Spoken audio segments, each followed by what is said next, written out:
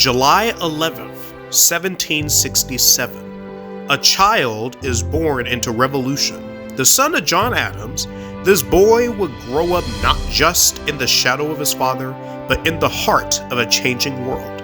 His name, John Quincy Adams. John Quincy Adams was not raised in comfort. He was raised in revolution.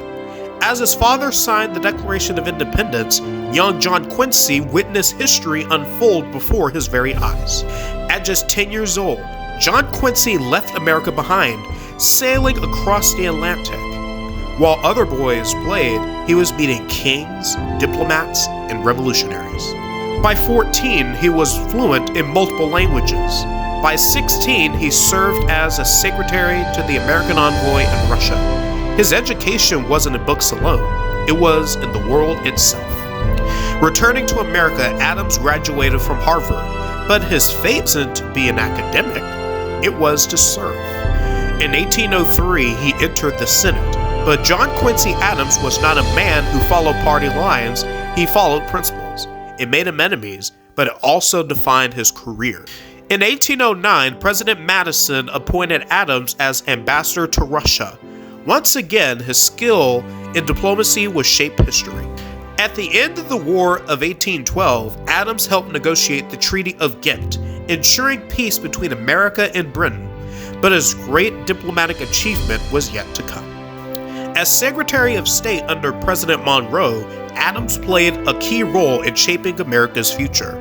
It was his hand that guided the Monroe Doctrine, warning European powers to stay out of the Western Hemisphere. Then came 1824, the most controversial election in American history. Adams, Andrew Jackson, and Henry Clay faced off in a bitter contest. No candidate won a majority. The decision fell to the House of Representatives. With Clay's support, Adams triumphed. Jackson called it a corrupt bargain. John Quincy Adams was now president. But his victory came at a cost. His presidency would be plagued by opposition. Despite his intelligence, Adams struggled as president. His vision for national improvements was blocked at every turn. In 1828, Andrew Jackson got his revenge. Adams lost in a landslide. But his story was far from over. Unlike most former presidents, Adams refused to retire. In 1831, he was elected to the House of Representatives, the only ex-president to do so. For the next 17 years, he became the loudest voice against slavery in Congress.